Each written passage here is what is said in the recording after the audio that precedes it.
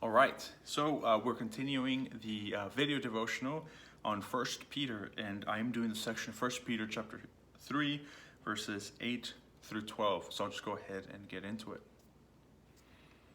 Finally, all of you should be of one mind. Sympathize with each other. Love each other as brothers and sisters.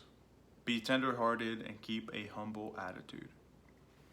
So I hope that as you have been reading this letter, that it has been challenging you, that it has been making you reconsider maybe how you do things, how you say things, and that you are taking these to heart. Now, this one specifically is how we should be treating each other.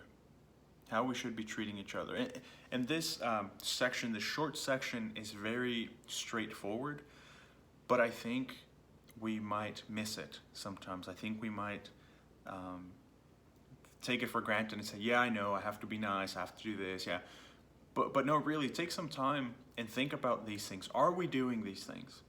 This happens to me all the time. Am I doing these things? Or am I just reading and thinking, yeah, I know, I should be good, love others, but are we doing it? So as we read this, I know it's a short passage, but really ask yourself, am I doing this?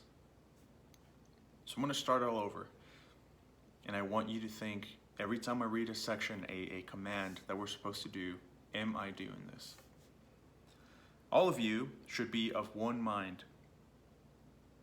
Sympathize with each other. Love each other as brothers and sisters. Now, of one mind doesn't mean literally of one mind, but meaning we should all agree. We should all be on the same page of whatever it is we're doing. We should be on the same page, agree with one another. Love each other as brothers and sisters. As brothers and sisters should love each other. Some brothers and sisters out there don't really show a lot of love for their siblings. This is love each other as you should. As a brother should love their brother and sister, with care. Like, man, I would do anything for you. Don't repay evil for evil. Don't retaliate with insults when people insult you. So now this one is saying when people do something to you, don't do it back. Matthew 7:12, the golden rule, it tells us to treat others the way we want to be treated, and this is the same concept. When someone does evil to you, when they talk bad about you, when they gossip against you, don't retaliate. It only makes it worse. Never in history has there ever been someone that spreads gossip and then that person retaliates, and then the other person thinks, he got me. I'm going to stop now. There's no need to more gossip. We're even now. It's like, no, it usually always escalates. It always gets out of proportion. So keep that in mind.